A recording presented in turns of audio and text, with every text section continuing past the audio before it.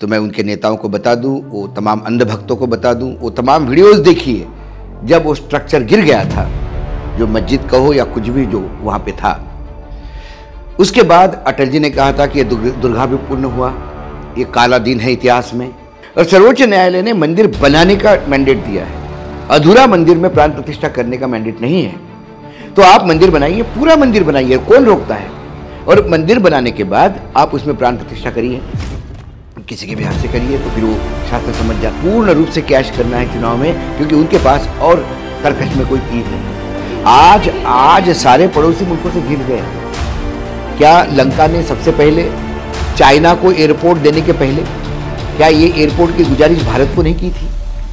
तो जब जब इस समाज में हरण होता है, आपके मतों का हरण, आपके पैसों का हरण, आपके विचारों का हरण, अपने विचार लाद के, तो समझ लेना सामने साधु के भेष में रावण है।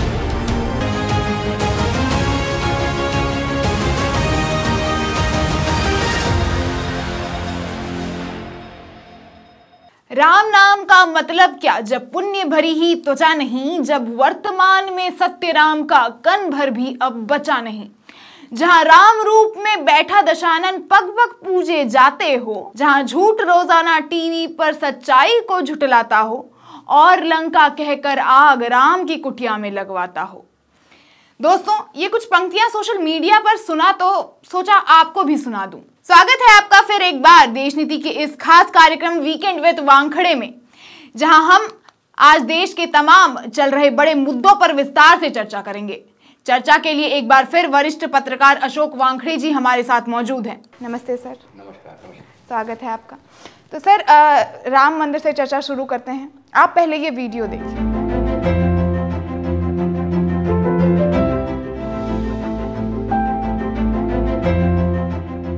आपका रिएक्शन क्या था? देखिए, सबसे पहले मैं ये मानता हूँ कि राजनीति और धर्म ये अलग अलग होनी चाहिए। हमारे यहाँ राम मंदिर बन रहा है, वो सर्वोच्च न्यायालय के आदेशानुसार बन रहा है। कोई राजनीतिक दल इसमें क्रेडिट नहीं ले सकता, क्योंकि जो लोग वर्तमान में भारतीय जनता पार्टी यदि क्रेडिट ले रही है, तो मैं उनके नेताओं को बता दूं, वो तमाम अंधभक्तों को बता दूं, वो तमाम वीडियोस देखिए जब वो स्ट्रक्चर गिर गया था, जो मस्जिद कहो या कुछ भी जो वहाँ पे था। उसके बाद अटल जी ने कहा था कि ये दुर्भाग्यपूर्ण हुआ, ये काला दिन है इतिहास में। अडवाणी जी ने कहा, भाई मैं तो शॉक्ड हूँ, ये बहुत नहीं गिरना चाहिए था, गलत हुआ। मैंने तो कार सेवकों को रोकने के लिए उमा जी को भेजा। उमा जी ने कहा कि वो मराठी में बोल रहे, तो फिर मैंने प्रमोद महाजन को भेजा। ये तमाम वक्तव्य ये दिखाते हैं कि वो जो स्ट्रक्चर गिरा था, उसके लिए ये लोग दुखी थे। वो स्ट्रक्चर गिरा, इसकी वजह से ही वो मंदिर बना। क्योंकि कोई भी न्यायालय कोई स्ट्रक्चर गिरा के मंदिर करने की बात नहीं करता, क्योंकि वहाँ स्ट्रक्चर गिर चुका था। रामलला की मूर्तियाँ पहले ही स्थापित हो गई थी। अब उसके बाद रामलला टेंट में रह रहे थे, और फिर एक केस चला। यदि ये सरकार क्रेडिट ले सकती थी 2014 में नहीं, कम से कम 2019 में जब भारी बहुमत के साथ आए, तो लोकसभा और राज्यसभा का संयुक्त सम्मेलन लेके, सदन संयुक्त बिठा के एक प्रस्ताव, कानून पारित कर सकती थी। लेकिन डर सभी रहे हैं। सर, अभी जो प्रधानमंत्री पोछा लगाते हुए आ रहे थे, जैसा कि आप देख भी सकते होंगे कि पोछा लगा रहे थे वो, और उन्होंने ऐसा ऐलान भी किया है कि वो 11 दिन के अनुष्ठान पे बैठने वाले प्राण प्रतिष्ठा से पहले। उनका अनुष्ठान शुरू हो गया है। हाँ, क्योंकि 11 दिन तो कल से ही शुरू हो गया है। अब अनुष्ठान किस तरह से करते हैं, किस धर्म को मानते हैं, किस विधि को मानते हैं, तो मुझे पता नहीं। क्योंकि हमारे सनातनी हिंदू धर्म में, मैं हिंदू धर्म का विश्वास रखता हूँ, मैं हिंदू हूँ और सनातनी धर्म में विश्वास रखता हूँ। अलग अलग इंसान का विश्वास, उसके आराध्य अलग अलग हो सकते हैं।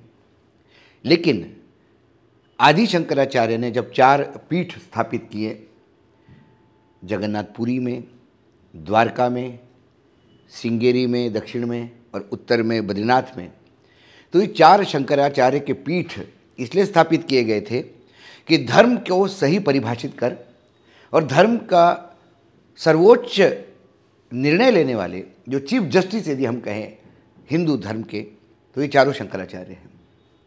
तो धर्म को रेखांकित वो करते हैं, धर्म को परिभाषित वो करते हैं, क्योंकि वो वेदों के ज्ञाता है, उपनिषद के ज्ञाता है। शंकराचार्य यूँ ही कोई बैठता नहीं है, वो चुनाव से नहीं होता। तो शंकराचार्यों का जो सोशल मीडिया पे बताए जाते हैं वो विरोध कर रहे हैं, वो विरोध नहीं है। उनके अभी कुछ बयान भी सामने आए हुए हैं, मैं आपको एक एक करके पढ़ के सुनाती हूँ। अरबों एटम बम दृष्टि मात्र से नष्ट कर सकते हैं, टकराने की कोशिश ना करें। और उसके बाद प्राण प्रतिष्ठा के लिए मुहूर्त का ध्यान रखना, कौन मूर्ति को स्पर्श करे कौन ना करे, कौन प्रतिष्ठा करे कौन ना करे। स्कंद पुराण में ये सब कुछ लिखा हुआ है। विधिवत प्रतिष्ठा ना हो तो मूर्ति में भूत प्रेत पिशाच प्रतिष्ठित हो जाते हैं। ये शंकराचार्य का ही बयान है। सबसे पहले तो इस को मैं थोड़ा सा ये कर दूं कि कोई भी शंकराचार्य, चाहे द्वारका पीठ के हो, चाहे श्रृंगेरी पीठ के हो, चाहे आपके पुरी पीठ के हो या बद्रीनाथ पीठ के हो, कोई भी शंकराचार्य मंदिर के विरुद्ध नहीं है। कोई भी शंकराचार्य प्रधानमंत्री जी के प्राण प्रतिष्ठा पे जाने के विरुद्ध में नहीं है। बाय एंड लार्ज जो पहला कंट्रोवर्सी हुई वो ये हुई कि अधूरे मंदिर में प्राण प्रतिष्ठा नहीं हो सकती।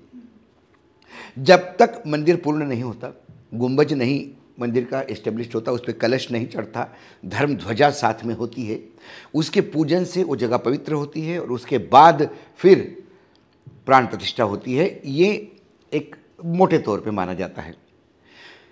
शंकराचार्य का ये भी कहना है कि कुछ लोग ये कहेंगे कि भाई जब मूर्तियाँ रखी गई थी रात को तो मुहूर्त नहीं देखा गया था, वो प्राण प्रतिष्ठा नहीं थी, वो एक अलग परिस्थिति में रात को ताला खोल के मूर्तियाँ रखी गई थी। उसके बाद जब वो गुंबज गिर गया तो मूर्तियाँ बाहर खड़ी थी रास्ते पे, तो उसको फिर से टेंट पे, वो भी परिस्थिति अलग थी, इमरजेंसी की सिचुएशन थी। लेकिन जब सर्वोच्च न्यायालय ने निर्णय दे दिया है कि वहाँ मंदिर बनना है और सर्वोच्च न्यायालय ने मंदिर बनाने का मैंडेट दिया है, अधूरा मंदिर में प्राण प्रतिष्ठा करने का मैंडेट नहीं है, तो आप मंदिर बनाइए, पूरा मंदिर बनाइए, कौन रोकता है। और मंदिर बनाने के बाद आप उसमें प्राण प्रतिष्ठा करिए, किसी के भी हाथ से करिए तो फिर वो शास्त्र समझ जाना चाहिए। उन्हें कहा कि अशास्त्रीय पद्धति से है, ये अधर्मी काम है यदि अधूरे मंदिर में आप प्राण प्रतिष्ठा करें। तो मंदिर कब पूरा होगा? जो इंजीनियर से मेरी भी बात हुई है तो उनके हिसाब से दिसंबर 25, 2025 में मंदिर पूर्ण रूप से तैयार होगा। अब दिसंबर 2025 तक कोई इंतजार करने को तैयार नहीं है, क्योंकि 2024 के लोकसभा चुनाव इसके पहले हैं और भारतीय जनता पार्टी को इस राम मंदिर को पूर्ण रूप से कैश करना है चुनाव में, क्योंकि उनके पास और तर्कश में कोई तीर नहीं, यही है।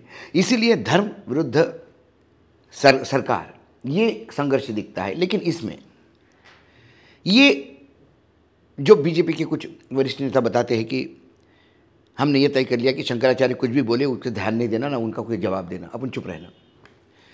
लेकिन एक चंपक राय करके ट्रस्ट में है और उनके जो बचकाने बयान आ रहे हैं, जिसको बोलचाल की हिंदी में छिछोरे बयान यदि कहते हैं हम, वो कहीं ना कहीं उस धार्मिक कार्यक्रम में ग्रहण लगाते हैं।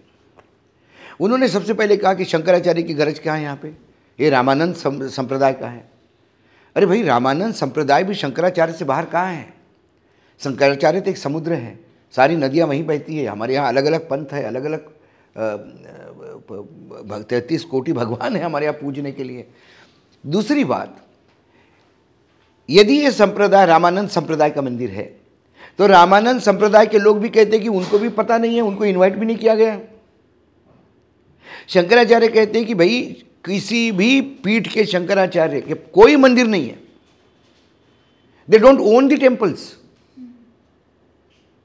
वो सिर्फ धार्मिक धर्म सही तरीके से जाए, वैदिक पद्धति से जो धर्म है हमारे उसका सही पालन हो, इसका काम देखते हैं। अलग अलग हमारे यहाँ करोड़ों मंदिर है विश्व में हिंदुओं के, वो मंदिर अलग अलग कमेटियाँ देखती है, अलग अलग पंथ देखते हैं।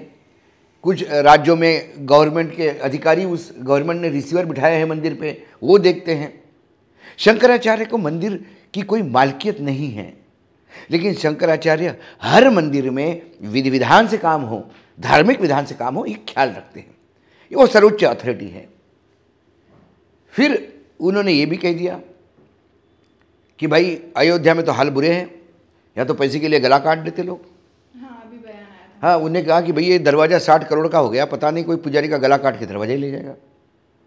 ये बताता है कि उनकी आस्था, कितनी आस्था है राम में। उन्होंने सवाल भी उठाया था लोगों की आस्था पे कि ऐसी आस्था की क्या जरूरत है। वो लोग 1000 फूल लेके आए। अरे आपने इतना बड़ा इवेंट किया, अब लोगों की किसी की कैपेसिटी है देने की, किसी की नहीं देने की। लेकिन फिर आपको ये भी देखना, उन्होंने कहा कि हमारे पास रखने की जगह नहीं है। अरे इतना बड़ा करोड़ों रुपये, 60 करोड़ का दरवाज़ा, इमेजिन करो। 700-750 करोड़ के तो सारे दरवाजे सोने के हो जाएंगे जब सब दूर सोना चमड़ेगा। तो जब ये स्थिति है आपकी, तो आप एक जगह, एक बैंक में कोई लॉकर नहीं ले सकते। कोई भी बैंक कस्टोडियन बनेगा, लेकिन सर आपके ये तमाम गिफ्ट्स का।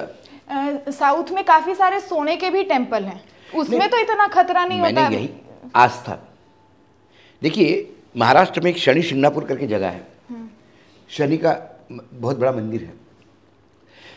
एक वहां समझ है कि शनि जहां है वहां चोर नहीं आ सकते, तो वहां गांव में ताले लगते ही नहीं, दरवाजे खुले ही रहते हैं।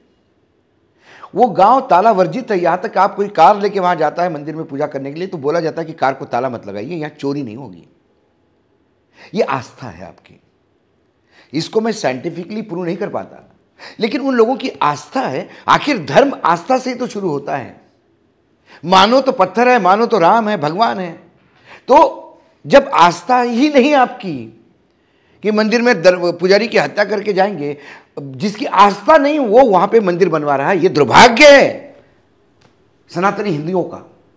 सर, आस्था की बात हुई है तो आस्था में ही अभी जैसा मैंने कहा कि 11 दिनों का अनुष्ठान करने वाले हैं मोदी जी, और वो थोड़े से जगह पर पोछा लगा, जैसा कि आपने वीडियो में भी देखा कि वो थोड़े से जगह पे वीडियो बनाते हैं पोछा लगाते हुए, और फिर उसको अनुष्ठान कहते हैं शायद, पता नहीं, अनुष्ठान के बारे में ज़्यादा बताया नहीं है। तो उस पर आस्था कैमरे के सामने आपको दिख रही है या फिर वो सच में उस अनुष्ठान को वो कर रहे हैं? आपको क्या लगता है कि मतलब, देखिए नरेंद्र मोदी जी ये इवेंट का दूसरा नाम है। जो इंसान अपने माता के चरण छू के अपने जन्मदिन के दिन आशीर्वाद लेता हो, आप और मैं, हम दोनों अपने माता पिता को बहुत चाहते हैं। ऐसा कभी नहीं हुआ होगा कि जन्मदिन के दिन माता पिता सामने हो और हमने चरण छू के आशीर्वाद नहीं लिया, लेकिन फिर हमने चरण छू के फ़ोटो वायरल नहीं किए। आप अपने वृद्ध माँ को वरांडे में लेके आते हैं क्योंकि देश के तमाम चैनल्स कैमरे लगाए बैठे हुए हैं, और फिर आप माँ से अपने सर पे हाथ रख के एक इवेंट करते हैं। अरे आप मेडिटेशन के लिए भी जाते तो फोटोग्राफर लेके जाते हैं गुफा में। अनुष्ठान किसको कहते हैं? अनुष्ठान, यदि हिंदुत्व, यदि वो अनुष्ठान इस मंदिर के लिए करना चाहते हैं, उन्हें कहा कि मैं धन्यवाद देता हूँ, आशीर्वाद है सब 145 करोड़ लोगों का मुझे, कि मुझे ये अवसर मिला। बिल्कुल अवसर मिला आपको, लेकिन अनुष्ठान फिर क्या होता है?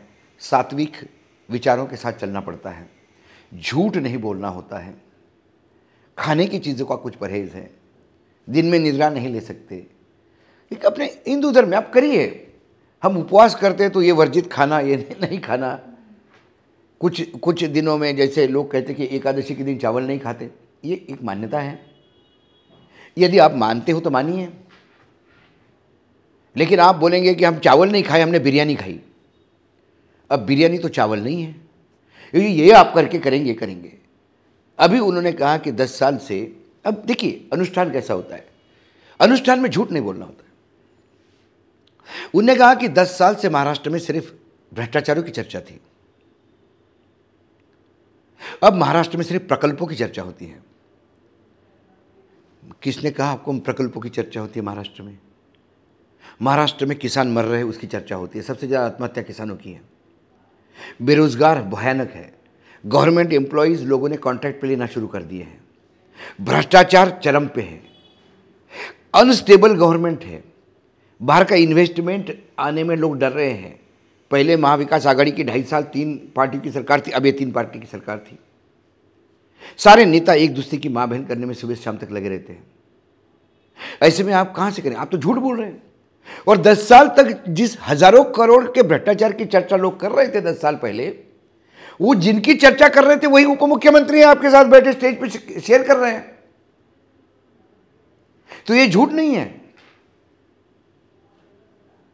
युवाओं को उन्होंने कहा कि भाई शराब से दूर रहिए, बिल्कुल शराब से दूर रहना चाहिए। बहुत बढ़िया काम, अभिभावक है भाई, पिता समान है, हमारे देश के वो पिता है।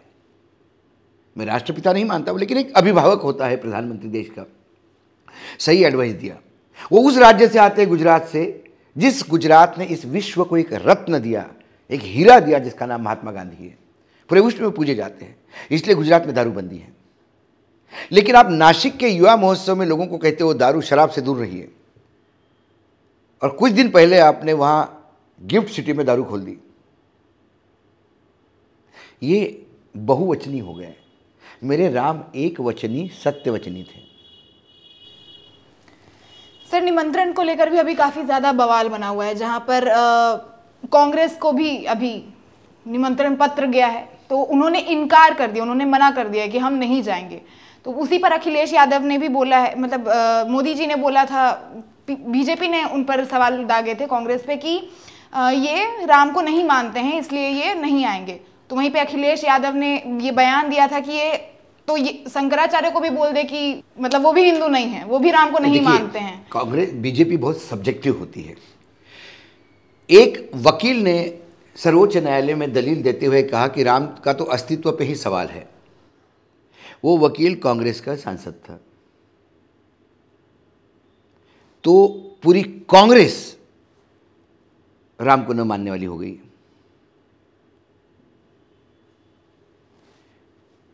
दूसरी ओर संजय निषाद योगी आदित्यनाथ के कैबिनेट में मंत्री है। उन्होंने राम के जन्म को लेकर ही सवाल उठाए। उन्होंने दशरथ के कैरेक्टर पर सवाल उठाए। उन्होंने कहा कि राम दशरथ के पुत्र है ही नहीं। वो इंसान राम के पिता के कैरेक्टर का असैसिनेशन करने वाला आपका मंत्री है। गुंबज गिरने के लिए जो आंसू बहाते हैं उन लोगों को इनविटेशन दिया जाता है। कोई बोलने वाला नहीं था कि ये किसने गिराया। बोला हमने नहीं गिराया, हमने नहीं गिराया। तब एक शेर दहाड़ा मुंबई से, और सही मायने में उसी को हिंदू हृदय सम्राट ये पदवी साथ में लगाने का अधिकार है। उनका नाम बाला साहेब ठाकरे था, स्वर्गीय बाला साहेब ठाकरे। उन्होंने कहा कि अरे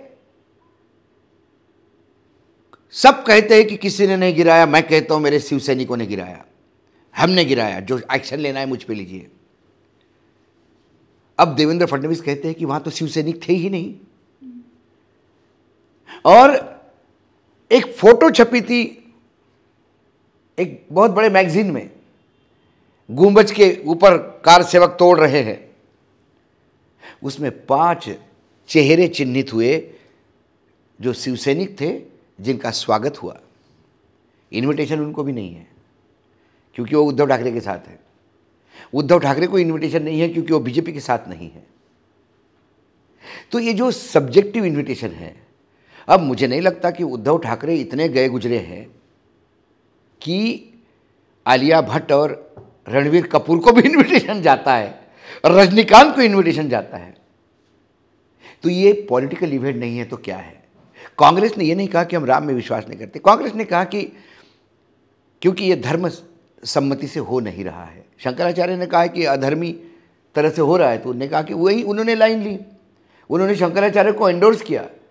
तो वो कैसे हिंदू नहीं है या सनातन हिंदू नहीं है? वो तो इनसे बड़े सनातन हिंदू है जो शंकराचार्य की लाइन ले रहे हैं। उन्होंने कहा कि ये पॉलिटिकल इवेंट है बीजेपी और संघ का, और है। कौन से पुराण में, कौन से उपनिषद में, कौन से वेदों में ये लिखा हुआ है कि प्राण प्रतिष्ठा की अक्षत गांव गांव बटती है? कहीं नहीं बटती। अक्षत जो है वो, मैं जिस एरिया से आता हूँ विदर्भ से, गांव में यदि शादी हो तो गांव का जो नाई है उसको ये अधिकार होता है इनविटेशन बांटने का। तो वो कोई कार्ड नहीं बटता, वो एक दोना लेता है जिसमें कुमकुम होता है और साथ में चावल होते हैं। वो कुमकुम लगाता है, दरवाज़ा बजाता है, दरवाज़ा घर का कोई भी दरवाज़ा मुखिया खोलता है, उसके ऊपर टीका लगाता है, उसके ऊपर चावल माथे पे चिपकाता है और बोलता है कि पाटिल साहब के यहाँ शादी है बेटी की, आप पूरा परिवार के साथ निमंत्रित हैं। ये अक्षत वाला फैड़ क्या है? किस धर्म संकट है? ये इवेंट है। राम इनके लिए एटीएम है।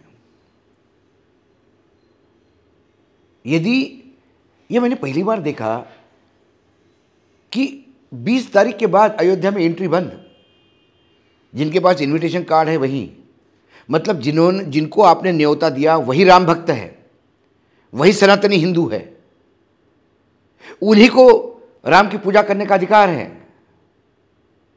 और बाकियों को नहीं। आप इसको ओपन रखते, जिसको आना है आइए,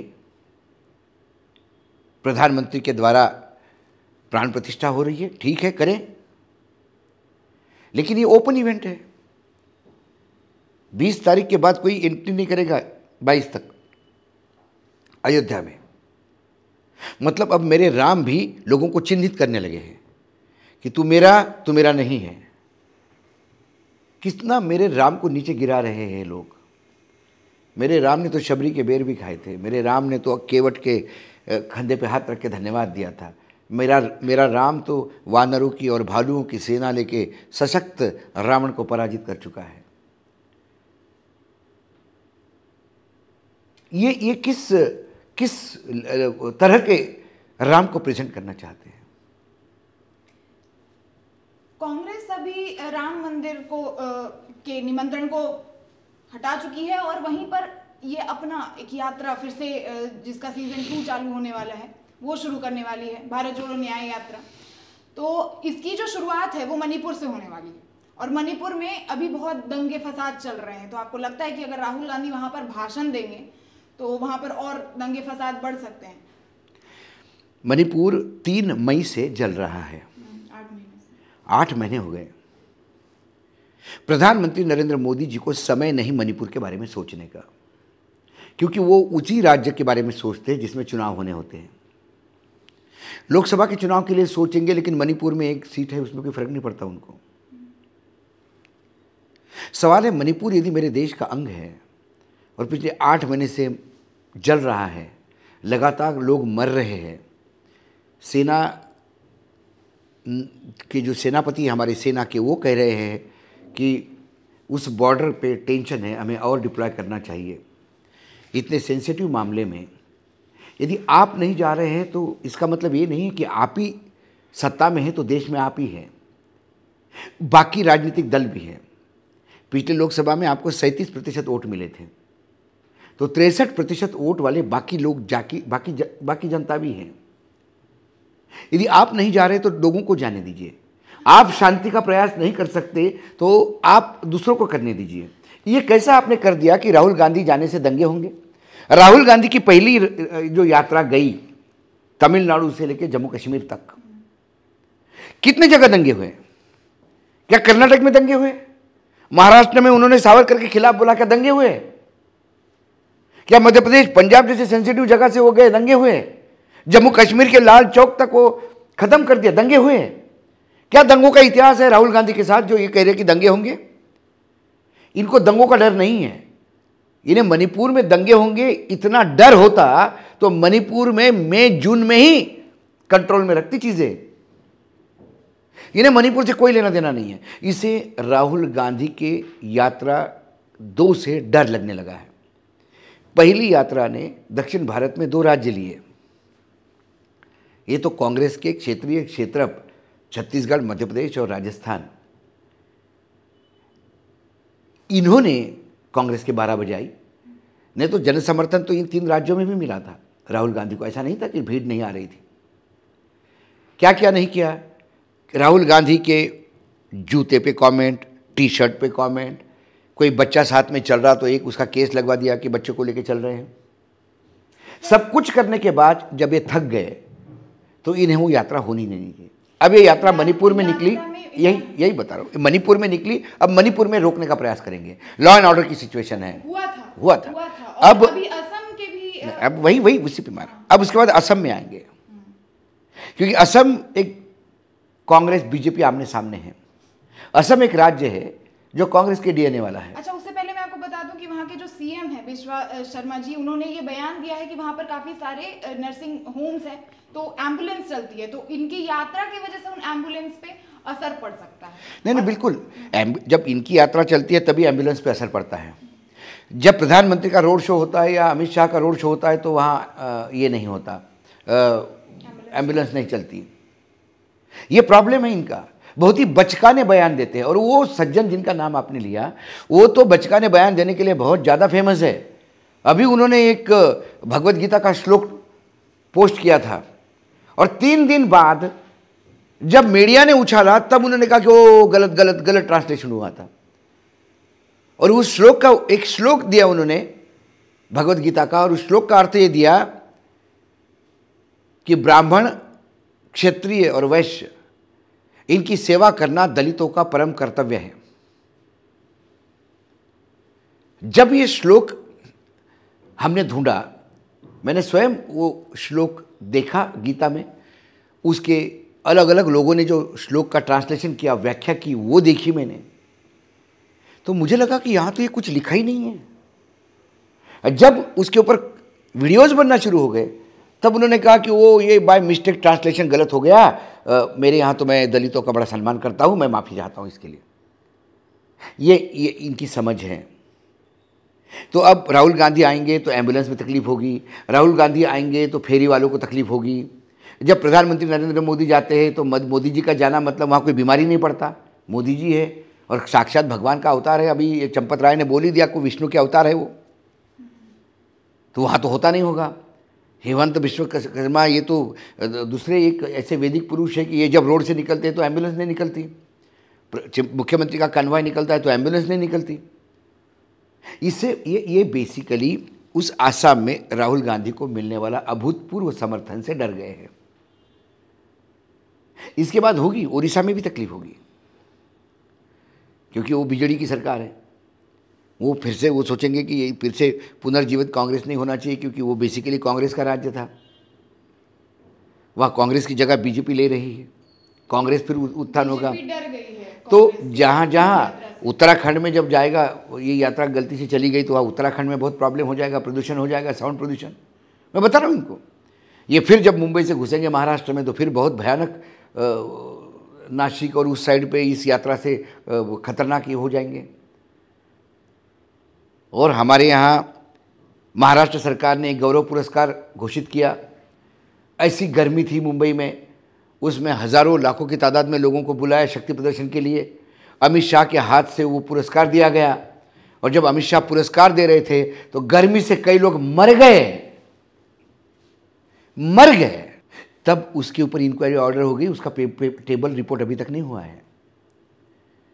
इनके जाने से लोग मर भी जाते तो चल जाता है, लेकिन बाकी जगह पे एम्बुलेंस का ये छिछोरा रीज़न है। ये बेसिकली जब डर जाता है आदमी। नहीं तो यदि आप बहुत ज़्यादा पॉपुलर है और आपको लगता है कि राहुल गांधी की यात्रा से कोई फर्क नहीं पड़ने वाला है, तो हेमंत विश्व शर्मा कहता कि राहुल जी की यात्रा का भाई आप बताओ रोड मैप क्या है, उस रोड पे गड्ढे वड्ढे भी ठीक करवा देंगे हम आराम से आइए जाइए, पूरा आसाम घूमिए, 2 दिन एक्स्ट्रा रहिए, खर्चा मैं उठाता हूँ, जितना करिए, ये मेरा प्रदेश है, मेरा राज्य है, मैं सबसे पॉपुलर आदमी हूँ, मुझे फर्क नहीं पड़ता। इतना दम कहाँ है?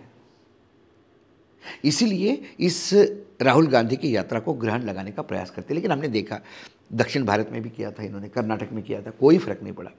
जहाँ जहाँ इन्होंने विरोध किया वो राज्य इनके हाथ से चले गए,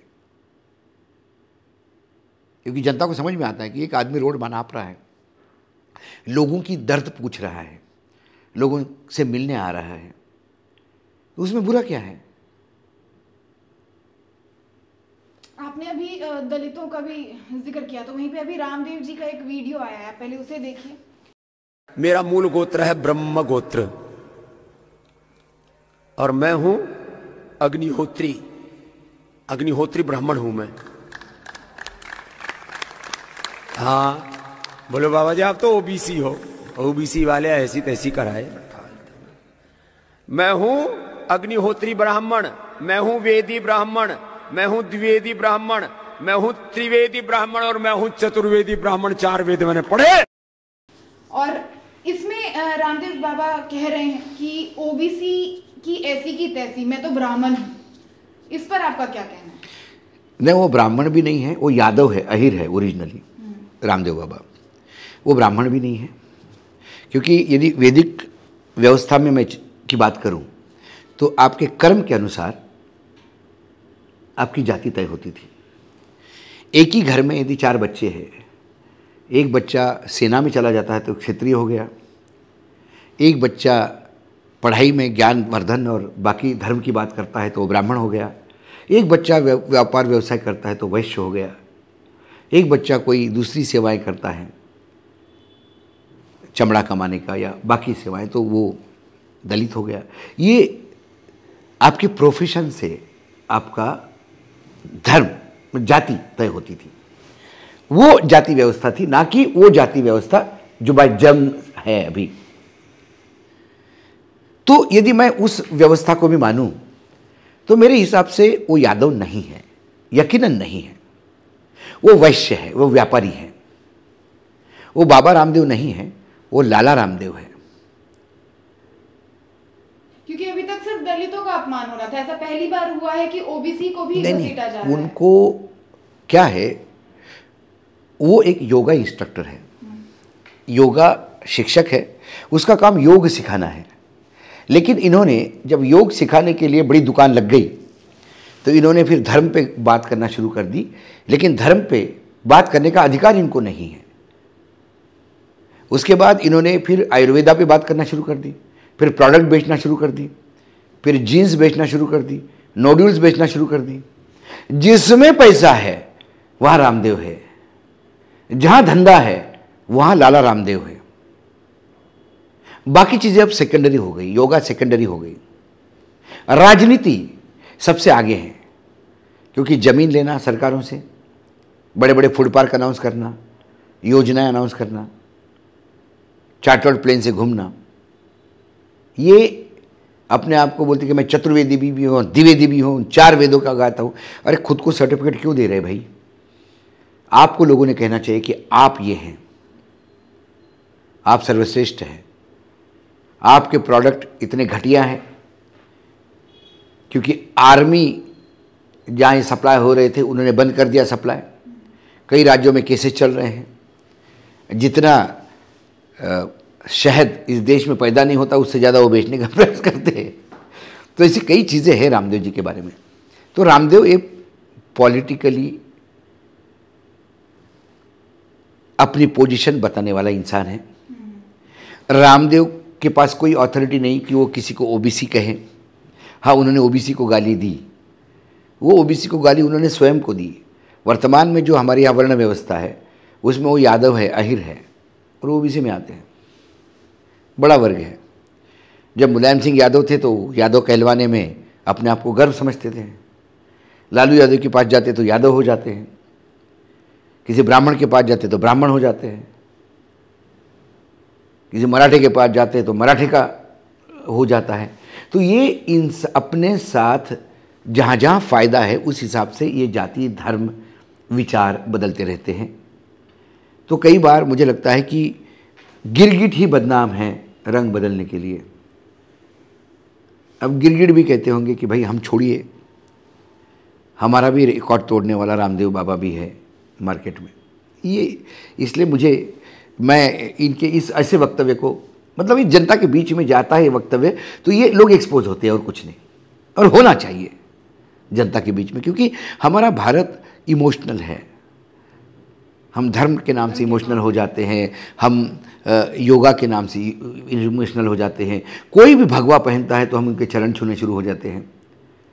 लेकिन हमें ये भी देखना है कि सीता माता का हरण रावण में भगवे कपड़े पहन के किया था।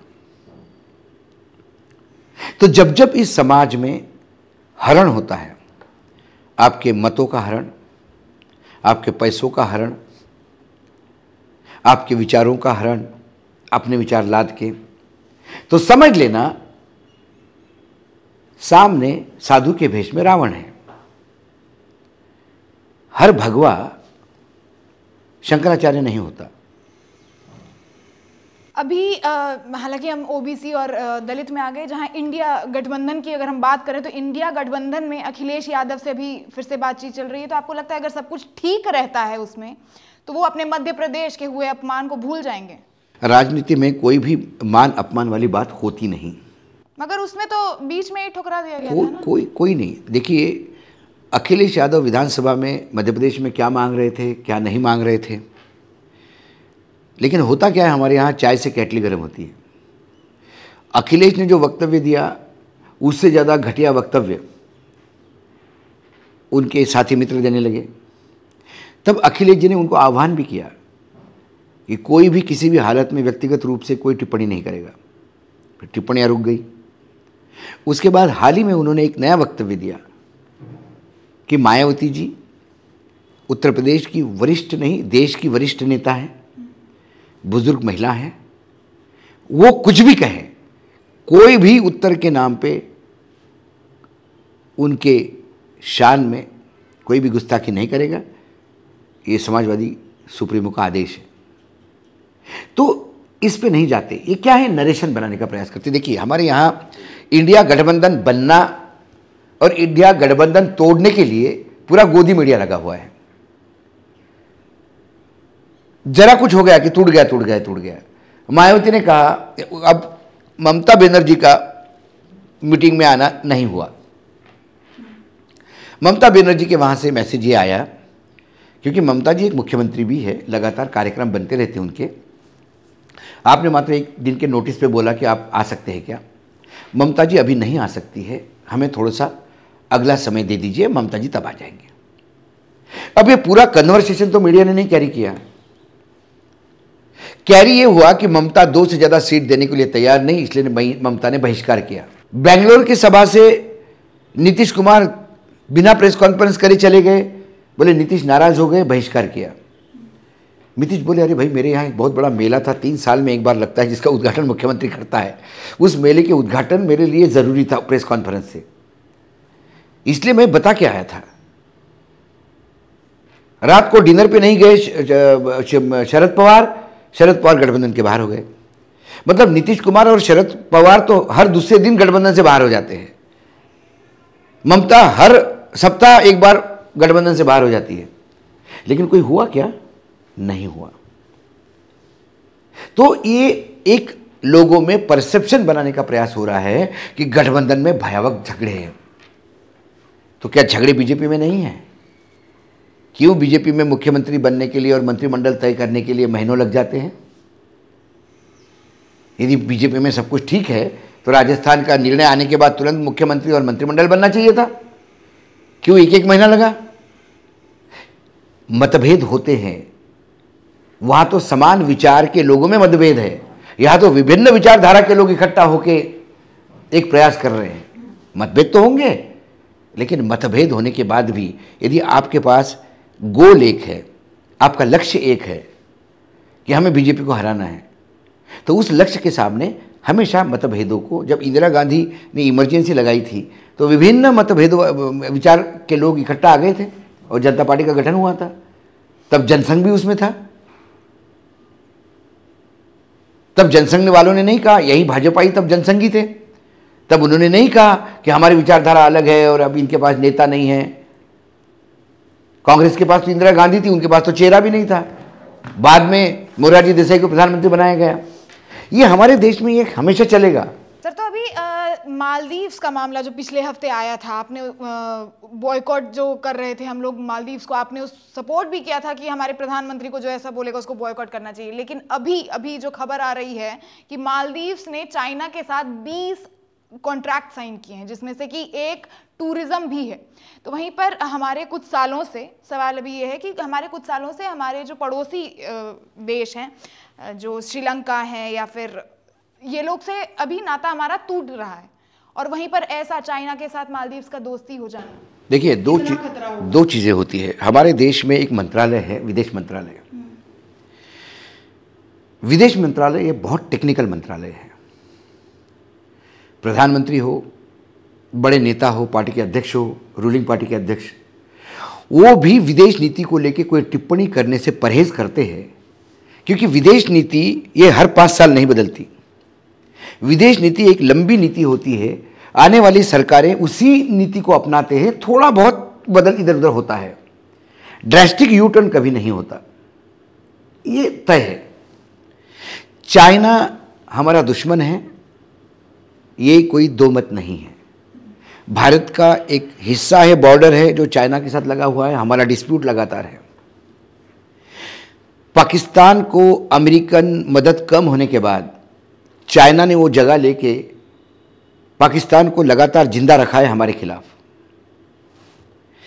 चाइना म्यांमार में घुसा हुआ है। भूटान जो चाइना को मदद नहीं कर रहा था, चाइना ने अब भूटान पे आक्रमण कर उसके कई शहरों को कब्जा कर लिया है अपनी टेरिटरी बता के।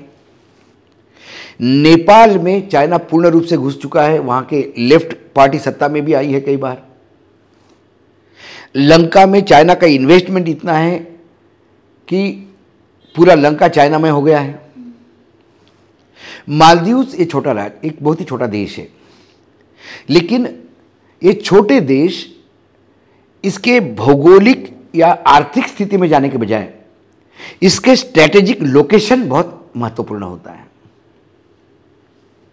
क्यूबा बहुत ही छोटा देश था, लेकिन अमेरिका के इतना पास था कि क्यूबा की और रशिया की दोस्ती अमेरिका के लिए भारी पड़ रही थी, क्योंकि अमेरिका के मुंह पे मिसाइल लगे हुए थे क्यूबा में। क्यूबा ने अपनी धरती का पूर्ण उपयोग रशिया के लिए दिया था। तो लोग कहते थे what is Cuba? Cuba is cancer in the throat of America. Maldives ऐसे ही है, ये स्ट्रेटेजिकल आइलैंड्स हैं अरबी समुद्र में और हिंद महासागर में, और वहां पे यदि चाइनीज बेस बनता है तो ये भारत के लिए तकलीफ वाला मामला है। आज चाइना से हमारा युद्ध होता है तो हम एक फ्रंट पे लड़ते हैं। यदि चाइना लंका से भी हम पे फायर करे, इस साइड पे करे पड़े, तो हम पूर्ण रूप से घिर जाएंगे। अब नेवी की सुपरमसी के लिए अभी हम लड़ रहे हैं। ऐसे में हमारे प्रधानमंत्री को उनके नेताओं ने भला बुरा कहा, यहां के नेताओं ने उनके लोगों को भला बुरा कहा। हमने भी प्रधानमंत्री को कहा कि हमारे प्रधानमंत्री है देश की, इनको कोई अधिकार नहीं हमारे प्रधानमंत्री को अपमानित करने का। ये सब अलग लेवल पे युद्ध चल रहा है, शब्दों का चल रहा है, लेकिन विदेश मंत्रालय जो है वो दिमाग से काम करता है, दिल से नहीं।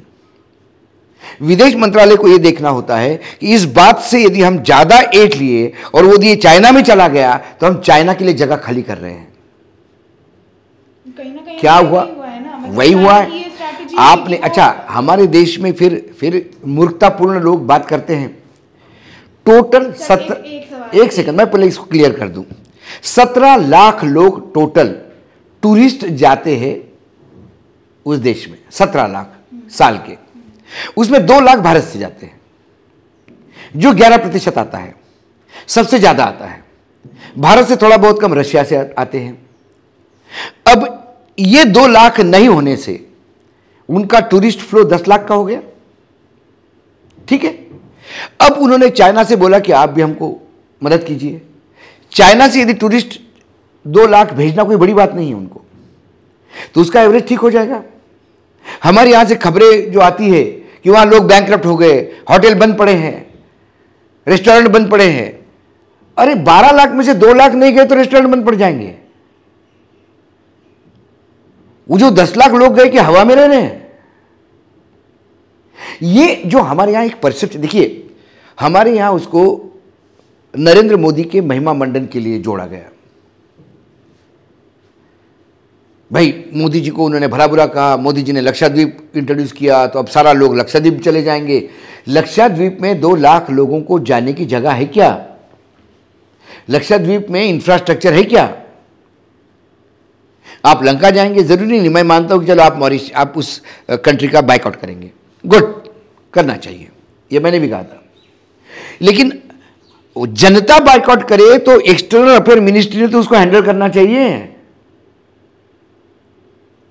कई बार हमारे यहां चाइना से तनातनी होती है, लगातार चाइना हमारे जमीन पे घुसा हुआ है, हमको भी पता है। लगातार आर्मी के कमांडरों की मीटिंगें होती है, फ्लैग मीटिंग्स होती है, 1 मीटिंग, 2 मीटिंग, 17 मीटिंग, 18 मीटिंग। लेकिन साथ साथ हमारा विदेश मंत्रालय का बैकरूम ऑपरेशन भी चलता है। हमारा विदेश मंत्रालय उनके विदेश मंत्रालय से लगातार बातचीत करता है कि इसको कैसा सॉल्व किया जाए। यदि विदेश मंत्रालय ने भी बोल दिया कि नहीं नहीं देख लेंगे जनता जैसा, तो फिर युद्ध हो जाएगा।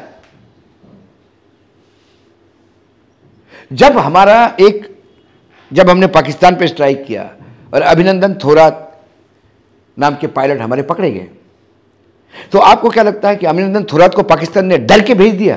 अरे भारत से बहुत डर रहे, भेज दो।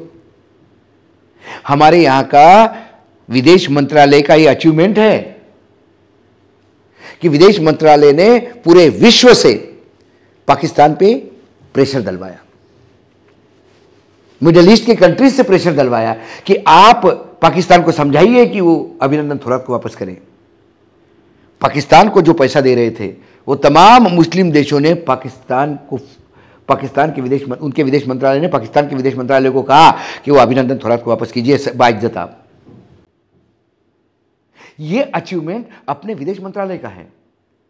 जब अंतर्राष्ट्रीय कोर्ट में भारत का जज कंपटीशन में था तो हमारे आगे कौन था? इंग्लैंड, इतना बलशाली देश। लेकिन उस इंग्लैंड ने भी कई देशों से लॉबिंग की और हमारे विदेश मंत्रालय ने, नरेंद्र मोदी जी रात भर बैठे रहे, उन्होंने भी लॉबिंग की और अल्टीमेटली हमें सक्सेस मिला। वर्ल्ड जो इंटरनेशनल कोर्ट है उसमें हमारा आदमी जज बना। ये अचीवमेंट है, ये ऑपरेशंस है विदेश मंत्रालय के। इस मामले में विदेश मंत्रालय कहीं फेल हो गया, जो पूर्ण रूप से वो चाइना में कन्वर्ट हो गया। सर, तो यही सवाल था कि चाइना की एक तरीके से ये स्ट्रैटेजी समझी जाए कि हमारा अभी टूटा नहीं, कि वो जुड़ गया उसके साथ। क्यों नहीं करेगा? क्यों नहीं करेगा? तो अटैक्स होने की भी संभावनाएं हैं। नहीं, देखिए, युद्ध कब होगा ये कोई बता नहीं सकता। विश्व का कोई भी युद्ध प्लानिंग के साथ नहीं हुआ, ओवरनाइट युद्ध शुरू होते हैं। युद्ध कब होगा कोई बता नहीं सकता, लेकिन युद्ध होगा नहीं ये सोच के आदमी नींद में भी नहीं रह सकता। क्योंकि हम सारे पड़ोसी आज सारे पड़ोसी मुल्कों से घिर गए हम। क्या लंका ने सबसे पहले चाइना को एयरपोर्ट देने के पहले क्या ये एयरपोर्ट की गुजारिश भारत को नहीं की थी? भारत ने निगलेक्ट किया तो चाइना घुस गया। क्या नेपाल के साथ भारत ने बहुत अच्छे संबंध रखे होते तो क्या नेपाल चाइना को जगह देता? भूटान की आज क्या मदद कर रहे हैं? हाँ, हम भी कर रहे हैं, ऐसा नहीं है। हमारा देश, मैं ये नहीं सोच रहा हूँ कि हमारा देश बिल्कुल खाली पड़ा है। जैसा लंका, नेपाल, ये देश, ये जो हमारे बिल्कुल गले में बैठे हुए हैं, वैसा वियतनाम, कंबोडिया, ये चाइना के पास है। आज भारत पूर्ण रूप से वियतनाम के पीछे खड़ा है।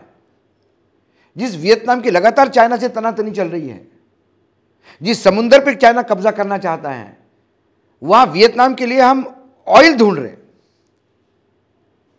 भारत ने भी चाल चली, अरे आप लंका में बैठते हो तो हम भी आपके गले में आके बैठ जाते हैं, वियतनाम में आके बैठ जाएंगे। मैं ये नहीं कहता कि स्ट्रेटेजी नहीं चल रही है, लेकिन ये मामला जो है मुझे लगता है थोड़ा सा डिप्लोमेटिकली कहीं ना कहीं हम फेल हो गए। उसको थोड़ा हमें दूरदृष्टि से देखना चाहिए था। अब इस चीज़ को समेटा जा सकता है? समेट टाइम लगेगा इसको समेटने में। वहाँ पे अब सत्ता परिवर्तन होना चाहिए। मैं ये नहीं कहता कि भारत भी शक्तिशाली देश है, हम भी दूसरे देशों में सत्ता परिवर्तन करते हैं। कई देशों में जो सरकारें आती है वो भारतीय समर्थन की आती हैं। कई जगह सरकारें हमारा समर्थन होने के बाद भी गिर जाती है, तो कहीं विदेश मंत्रालय आगे पीछे हो जाता है। ये लगातार विदेश मंत्रालय के ये चेस खेलने जैसा है। रोज हर देश के साथ चेकमेट होती है। तो वर्तमान में तो हम बैकफुट पे आ गए हैं। पहले तो चाइना ने स्कोर किया, 20 कर दिए। चाइना वहाँ पे नेवल बेस बनाएगा और चाइना घुसने के बाद निकालना मुश्किल हो जाता है, क्योंकि चाइना दो तरह से मार करता है। एक तो उनको पॉलिटिकल देता है और दूसरा फाइनेंस इतना दे के रखता है, कर्जे में इतना डुबा देता है उस देश को कि उसका लंका हो जाता है। लंका का डूबने का मुख्य कारण चाइना था। तो सुना आपने, वानखेड़े जी के साथ तमाम मुद्दों पर चर्चा हुई। इंडिया अलायंस से लेकर राहुल की यात्रा और राम मंदिर के विवाद से लेकर मालदीव्स विवाद में नफा नुकसान तक। हम फिर मिलेंगे अगले हफ्ते देश के गर्म मुद्दों को लेकर। फिर चर्चा होगी वरिष्ठ पत्रकार अशोक वानखेड़े जी के साथ। तब तक के लिए देखते रहिए देश नीति। और वीडियो अगर पसंद आया हो तो इसे लाइक, कमेंट और शेयर भी जरूर कीजिएगा और चैनल को सब्सक्राइब करना बिल्कुल मत भूलिएगा। सच्ची पत्रकारिता का साथ दें। धन्यवाद।